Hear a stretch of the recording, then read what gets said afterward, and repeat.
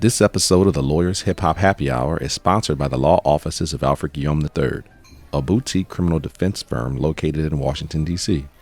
The firm specializes in defending federal criminal cases. You can learn more about the firm by visiting our website at guillaumelaw.com. That's GUILLAUME law.com. A lawyer is either a social engineer or a parasite on society. Every student who has had the privilege of attending Howard University School of Law is familiar with those famous words. Welcome to part one of my interview with attorney Brandi Harden. Brandi is the real deal. Howard University Law grad, proud member of Delta Sigma Theta sorority, Alpha chapter, a true trial attorney. Brandi has perfected her courtroom skills at Howard University, where she was a two-time mock trial national champion. She has continued her winning ways as a practicing attorney for over 20 years, winning over jurors in both federal and state court. And as you'll learn from the interview, she remains humble and credits her many successes to the village that raised her. Sit back, relax, and enjoy this interview. I will catch you on the B-side. Welcome to another episode of the Lawyers Hip Hop Happy Hour. I'm joined by my smiling good friend, attorney Brandi Harden, trial attorney extraordinaire. I want to just say, before you even say a word, you were the first true trial attorney to sit in that chair. Awesome. So thank you for coming. Absolutely. It's my pleasure to be here.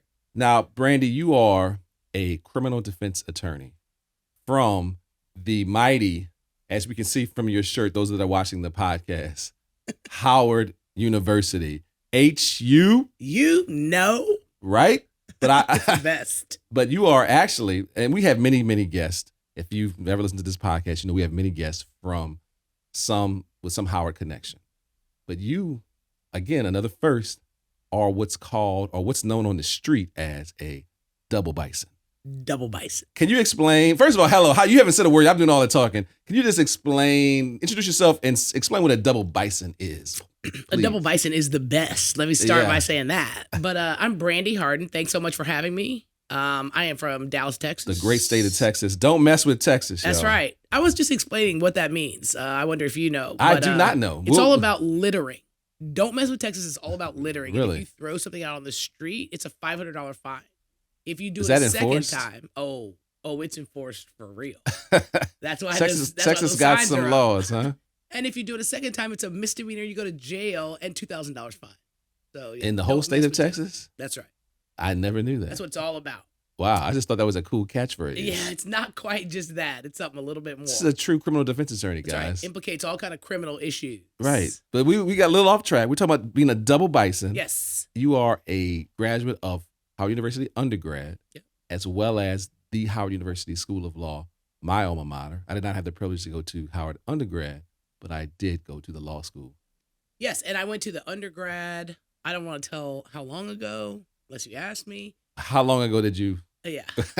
See go how to y'all Howard do? University? I went to Howard from 1994 to 1997. So you're an OG like me. That's right. That's Yeah, absolutely right. that's not that long ago. I was there with all the Wait. greats. You just said 94 to 97, That's right. which I'm a means genius. No. that you must have graduated a little I went early. to school in Texas before I came to Howard.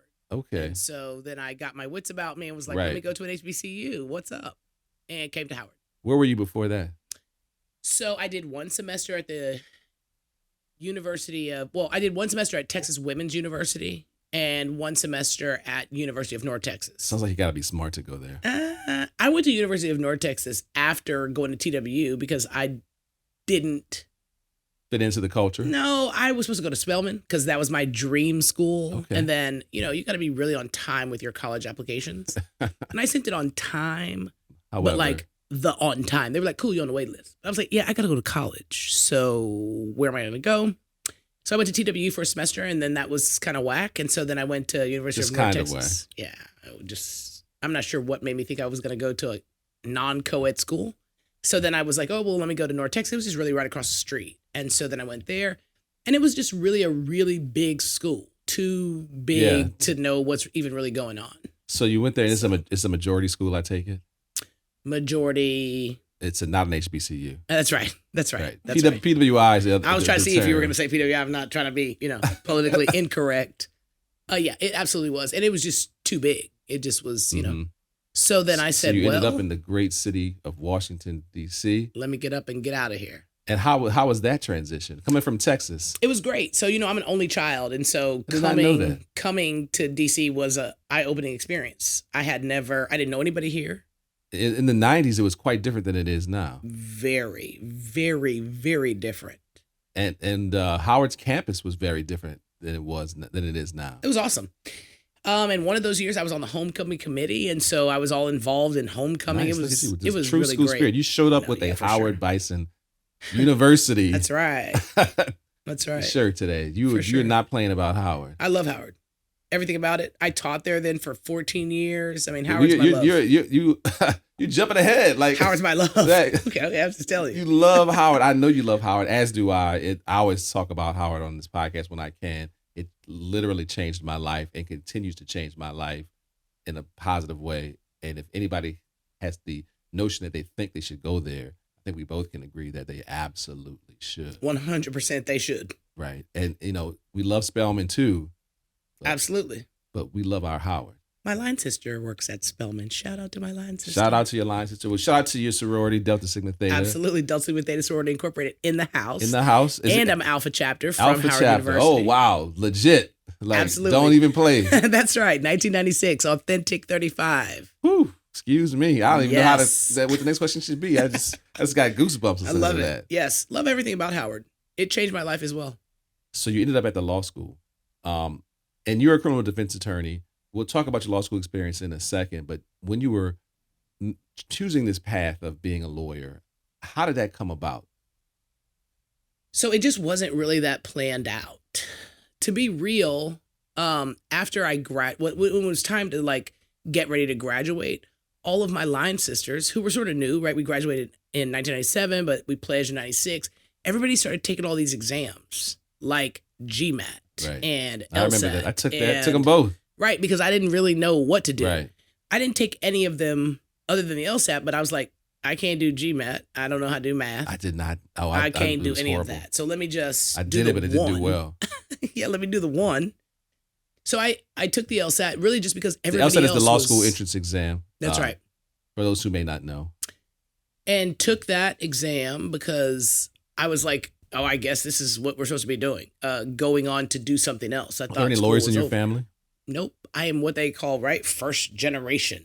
First generation lawyer. As am I. Yeah. So I took the LSAT and actually I didn't apply to any other school but Howard because I was like, well. We have that in common as well. Well, what is the undergrad? They're going to say, no, you graduated from the undergrad, but we can't take it to law school? Yeah. You did some Clearly they could thinking. say no. But they didn't, luckily. And so then I came to the law school in 97.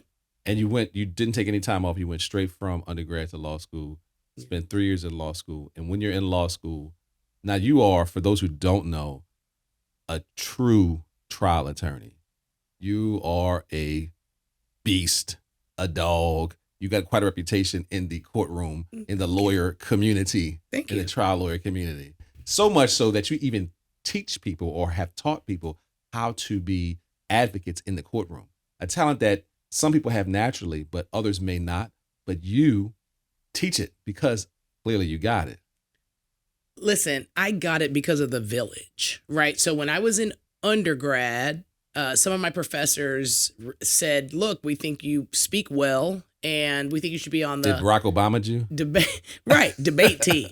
I didn't know anything about the debate team, having come from Texas. I was like, okay. I tell youngsters all the time because back in that day, we just sort of did what the teachers say. So they say, get on the team. And I'm like, okay. So I got on the mock trial team. It was called the debate team, but the same thing. It was mock trial. This is an undergrad. Undergrad mock trial. Right. And realized you had a talent. Well, we were lucky enough to be the national champions. Hello. Howard, the first time Howard became the national What year champions was in that? 1997. 97. Yep. Shout out to HU. Shout out to HU. And really shout out to the teachers that saw whatever they saw in me because I didn't have that kind of training before I got to Howard. And so I came, we did mock trial there, and then I was like, oh, this is my thing. So you had that wonderful ability to be able to advocate and to be able to speak publicly, which some people struggle with, you go to law school thereafter. And in law school, many people may not know, there is no major. You just take the classes you take. There's some interesting classes that you think you might want to take. There's some prerequisites, but no one knows what, in fact, they really want to do. Right. And how did you end up? Did you choose criminal law, or did criminal law choose you? No, I definitely chose it. I mean, I think going in, so after I graduated from undergrad, when I decided to go to law school, there was only one option for me, and that was to be a public defender. I just felt like if I'm going to do law, criminal has affected my family, criminal has affected friends that I had from high school. So if I had gotten locked up, my mom couldn't afford a lawyer. So then that's the kind of lawyer I need to be. That was just it. It just wasn't really like all planned out and all fancy. I just was like, if I go to jail, I can't afford a lawyer. So let me try to be the lawyer for people who don't have enough money to get a lawyer. And, it's so great that you say that because, well, first of all, let me just explain to people who may not know that you worked for the Public Defender Service of Washington, D.C., which has probably the most prestigious reputation in all of the country in the public defender space as being the elite place for being a public defender. I never worked there. I don't think I could have made the cut. But no, it's seriously a lot of judges that are currently sitting and former judges that come from that organization, and it's really remarkable. And the reputation that they have, the Public Defender Service in District of Columbia, is amazing. So you work there, and now you have your own practice, yes? Yes. How long have you been in private practice? We'll go back to the PDS stuff in a second. But I've actually been in private practice since 2008. Okay, so and I had a private practice with my BFF. Her name's Heather Pinckney. Heather Pinckney. Shout out to Heather Pinckney. Shout out to Heather Pinckney. She's supposed to come today. She didn't show up. She will. That's because this is such a full circle story. So I started at the Public Defender Service in 2000. So you made the cut, first of all, to get the job. Let's give you your flowers for that. Yes. I'm sure it was not an easy process. Listen, none of this is me. This is all either the village or God. None of it is just my own sort of talent. It's not really like that, but I was lucky enough to make the cut. Heather and I were in the same class, and so I worked there from 2000 to 2008. And then we started our firm, Harden Pinckney. We had it from 2008 to 2000. You were based in D.C.? Yep, D.C. Do you practice anywhere outside of D.C.? Nope, only in D.C. And she's a D.C. native, and I had only lived in D.C., and so we just practiced. Both of us were barred only in D.C. And you practice in what's known as D.C. is not a state, right? So it's the local court is what's called Superior Court. Right. And you also practice, which is how I know you, in the federal court. Because you're more big time. I just got to federal court. Wrong. I just got there. You're the big time trial lawyer. I've been in Superior Court doing my Superior Court thing. You've been excelling in Superior Court for a long time, and now you're excelling in federal court. Thank you. But so you got my now I can't you give me a compliment. I'm throwing off my train of thought. Because you're the one that's doing federal court. I just got over there to your spot. I mean, I'm really flattered that you think I'm big time and I'm in federal court. Yeah, you are. But I can assure you that it's first of all, you're there with me, so I am. It's not as glamorous as we make it out to be sometimes. A lot of hard work. Tons of hard work, which goes to my next point. Being a graduate of an HBCU, and I am a graduate of two as well, undergrad, David University and Howard Law, I found that many of our adversaries on the other side, our colleagues on the other side, the prosecutors from the U.S. Attorney's Office and other federal agencies, typically are from Ivy League institutions or comparable institutions. Do you find the same thing? I do. Lots of prosecutors from the U.S. Attorney's Office usually come from some Ivy League school. And actually, I think, the District of Columbia, because it's such a unique place, is a good place for them to get practice. And it's quite prestigious, right? But we did not, you and I, we do the exact same kind of work. We did not attend Ivy League schools. And yet I have my opinion about how I fare in this world and how the schools that I went to prepared me. But I think you're going to have a similar answer. I'd like to just comparing the two. We didn't go to those schools, but we're working with the people who went to those schools. How do you think that Howard prepared you for your career in the law, and particularly in dealing with people from the quote unquote most prestigious universities that exist.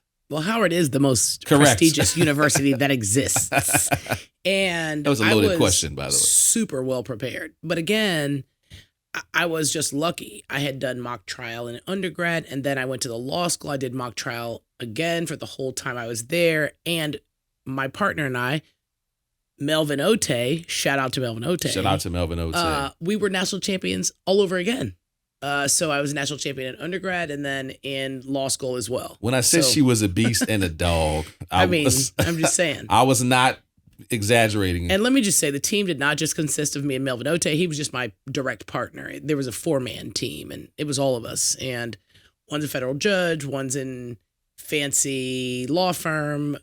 And everybody went to Howard. That's right. And we were very, very well prepared. I mean, light years ahead of my contemporaries. And, that's the argument that, a lot of people have, or the decision that they have to make. Sometimes it's like some folks are of the mindset that maybe an HBCU is not quote unquote realistic. Maybe I'm not getting the best education as another prestigious school. But I found I went to Tulane University as well, and I have a master's degree from there. I didn't find the level of student any more superior than the HBCU that I had come from. And then I went to Howard after that, and I'm obviously a practicing attorney. I feel the same way, that Howard prepared me for everything.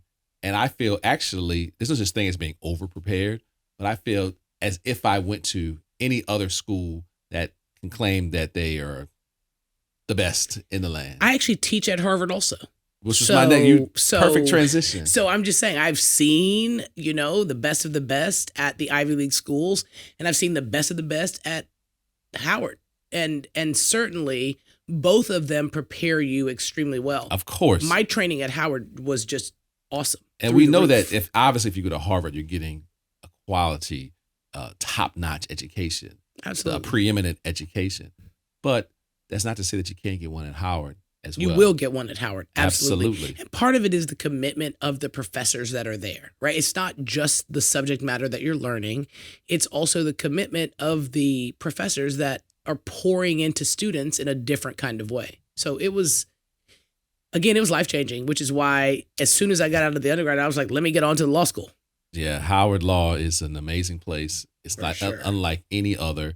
When I die, I would love to be buried. Don't judge me. I'll be cremated, not buried. But yeah, I'm going to be cremated too. Cremated and my ashes thrown out. I'm 100% serious. Like, whatever date this is, mark this date, and it's true. Cremate me. Hope I have a lot longer left, by the way. Me too. But I'm going to be thrown out over to law school. That's how passionate I feel about Howard Law, and I know you're the same. Absolutely. But, as a criminal defense attorney, I get this question all the time, and I have a pretty much canned response, but I'd like to hear your response. And the question is some variation of, how do you defend those people? I'm sure you get it a lot. Sure. What do you have to say about that? So it's such an easy answer for me. I get it all the time, even from my family. It's very easy to say nobody is worse. Let me see. What's the phrase? Nobody is bad as the worst thing that they've ever done. So, when I sit across from people, these are still human beings. It just doesn't matter the thing that they've done. It's still somebody's son. It's still somebody's child. It's still somebody's dad. It's still somebody's uncle. And when you interact with them, regardless of whatever they've done or accused to have done, or sometimes even pled guilty to, right? So actually have done, they are still a human being. And so I represent the person, the human, not the crime. Absolutely. And that's a great response. What I always say, not quite as eloquently as you just put it, that everybody deserves to have a lawyer. Everyone deserves to have an advocate in spite of what they have done or are accused of doing. Because if they didn't, then they could be charged with anything at any time and thrown away and locked up, and you would never hear from them again. Sure. So our job as defense attorneys, a lot of the time, is just making sure that the system is working. Absolutely. And people, in spite of what they've done, like you said, they are human beings, not bad people, even though some have been accused of horrendous things, because you and I both have cases where, only criminal defense attorneys can relate to these kinds of cases where there's the facts of the case are so I guess, outside the norm of acceptable behavior. Right. And then and in Superior Court in DC, right, that's at least where most of the murders are. I mean, I've just had several murder cases, different You're kinds defending of people who are murder accused cases. of murdering Absolutely. someone. And some that have pled guilty to murder, right? Like not just accused. That's one thing, right? To have a trial and be accused, but it's a whole nother thing to have somebody plead guilty to it. Say, yes, I did shoot somebody or I did stab somebody, whatever the situation is. And so that's a different ballgame, right? That's somebody saying I did it. And it's so easy for me to represent them. Again, I feel the same way. I just feel like it's my obligation. You know, the quote from Charles Hamilton Houston is, a lawyer is either a parasite on society or a social engineer, right? And if you're a social engineer, then we learned that quote at Howard University. University. You're using the Constitution to better, underprivileged citizens in your community. And so for me, it's very easy to represent those who I think society sort of looks at as not worthy of the kind of representation that we give. So for me, it's easy, and I love it. I love my job. I love it. I do too. As a matter of fact, it takes me to one of my favorite folks, which we'll talk about, I guess, at some point. But I love it when it's us against the world. Yes, and that particular man that you're talking about is someone who we will talk about at some length. I'm familiar with him, and I understand that you may have a slight affinity for him. No, there's no affinity. I think in the words of how they say it on the Twitter, we go together real bad. Yeah, and that would be Mr. Tupac Shakur. That's right. Rest in peace. That's right. R.I.P. But we've got time for that. But yes, that's your guy. I already know. That's right. And listen, I feel like it is my obligation to stand up for those who cannot stand up for themselves. People made a way for me, and so I now pay it forward. Whatever it takes to stand up for somebody who can't stand up for themselves, I'm there. That's so wonderfully said. And I think part of that in you is that the fact that you are a teacher, you teach, and you've taught for a long time. You're currently I know you just taught at Harvard not too long ago. What are you teaching at Harvard, and what do you teach in general, and what's your teaching responsibility? So let me just tell you where I started teaching. I started teaching at Howard. So the team that I was on, I became the coach of in 2006. And I coached that team from 2006 to 2019. The trial advocacy team. Right. The Hoover I. Brown. Correct. Trial and I believe there was a national championship. That's right. And that one as well. Right. So you're attached to winning. That's right. That's the other part of what we do from Texas is that we win. You win. Okay. Well, the Cowboys don't win that much. They do. But. They do. How many rings they got? I mean, they got at least 5. I had to go there. They got 5 rings, so we got 5. I had to go there. We got 5 rings. I'm not even going to. 5 rings. I'm just saying. Don't mess with Texas. We got 5 rings. We have 5 rings.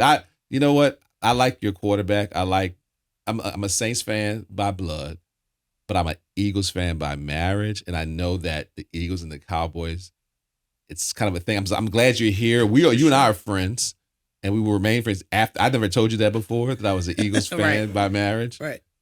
But I'm just telling you now, so you can't leave. You're already here. No, that's fine. That's fine. We'll probably still whoop y'all. It's not, it ain't nothing to it but to do it. So it's no problem. By the time this episode airs, the 2023 football season will have ended. So we will see who is standing at the end of that season. We will. Yeah. We will. So I love, doing what I do. I really think there's probably not any other job for me. But the reason that I taught was because I had a lot of love for mock trial. Again, somebody saw whatever they saw in me in undergrad, and I just felt like it's important to make sure, sort of like The Great Debaters. I hope you've seen that movie. Of course. Denzel Washington. It matters so much that students from HBCUs show up at these competitions and are top-notch advocates. And so that's what I wanted to do, pour into other students. And it's funny that you distinguish the fact that students from HBCUs need to be top-notch, because as we know, as African Americans, that not only do we have to be competent, we have to be better than just to be considered equal. And the fact that we have to do this, we know this from such a young age, and it's kind of like inherent in us. I don't quite know how to explain it, but people like you that are teaching and giving back is really an amazing thing. And actually, what I did tell you before is that I need you to get me a job doing the same thing. So I'm calling you out. I'm going to make some calls. Make some calls. I'll ride your coattails like I do all the time anyway. Please make some calls. So that's where I started. I started at Howard, and I taught there, like I said, through 2019. And now I'm super proud that the person who took over the team was the captain of my team in 2006. He's actually a judge now, Judge Adam Hunter. And so again, Shout out to Judge Hunter. Shout out to Judge Hunter. These are just, I mean, it's just excellence all across the board. That's what I was taught at Howard from undergrad all the way through law school. And that's what I wanted to instill in the students. And you have. So after, I got to Howard, I think in 2006. I started teaching at Harvard in 2008. But wow. I was only doing a 1 week. Because you're based in DC, so you're not there full time. Right, exactly. So they have what's called a trial advocacy workshop. And it was started really by Professor Charles Ogletree. And certainly my who is a legend in the an absolute legend and was from world. The Public Defender Service and like just one of my idols. And so I started in the program sort of slow.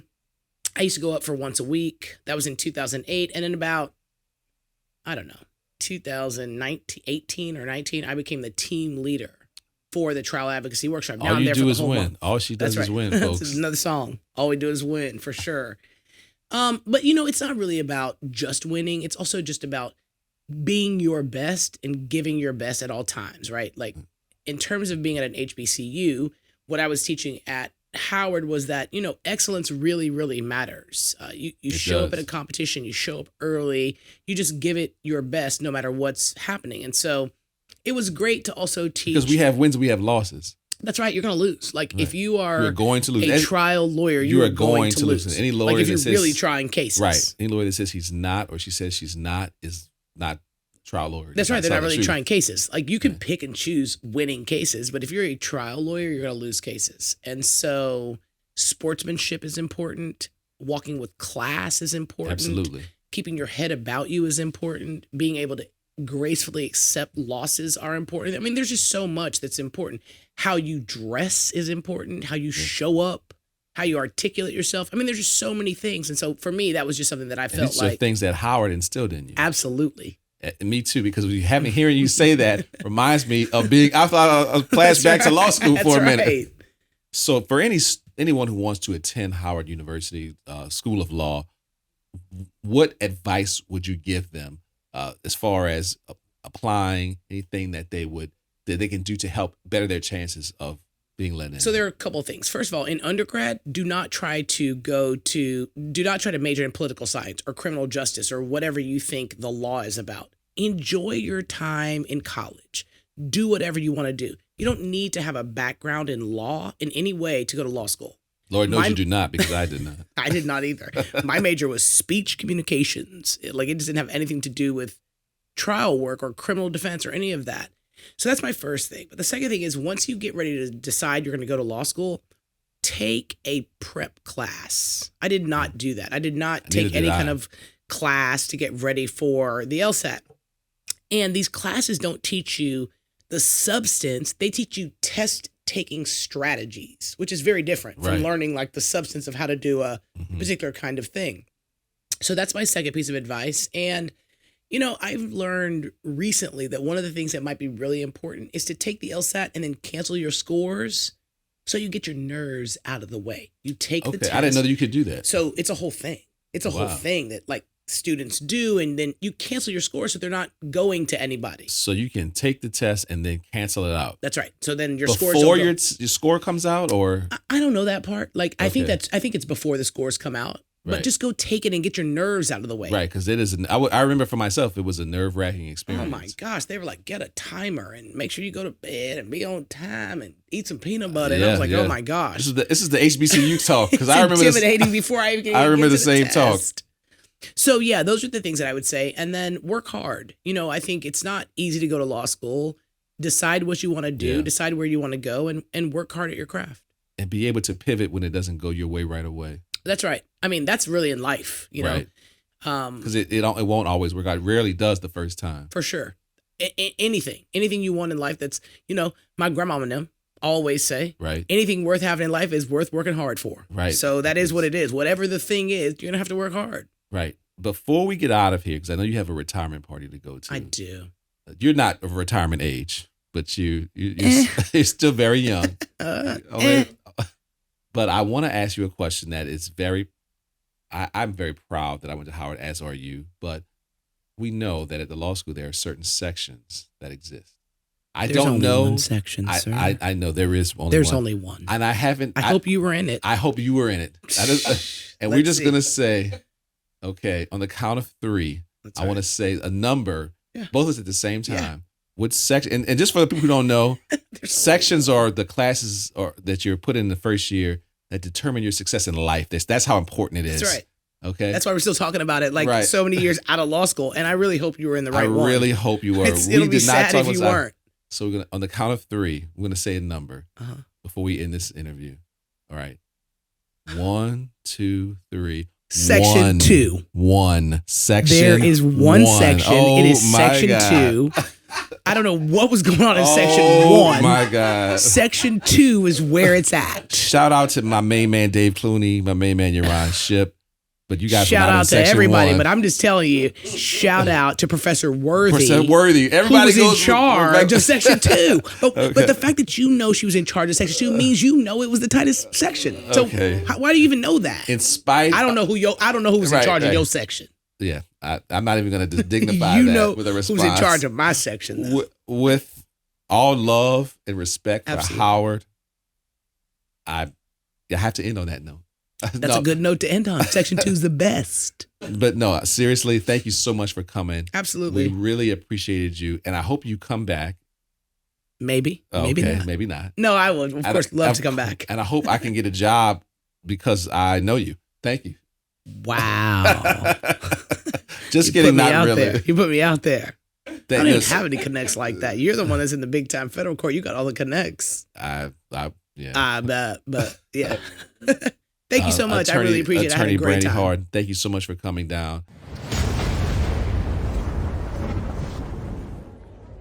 Thank you for listening to this episode of the Lawyers Hip Hop Happy Hour. Please subscribe to this podcast. It's available everywhere, including Apple, Spotify, and Amazon. New episodes are released on the 12th of each month, and if you'd like to see the video version of any interview, they can be found on my YouTube page at the Lawyers Hip Hop Happy Hour. Thank you for your support, and I'll catch you on the B-side.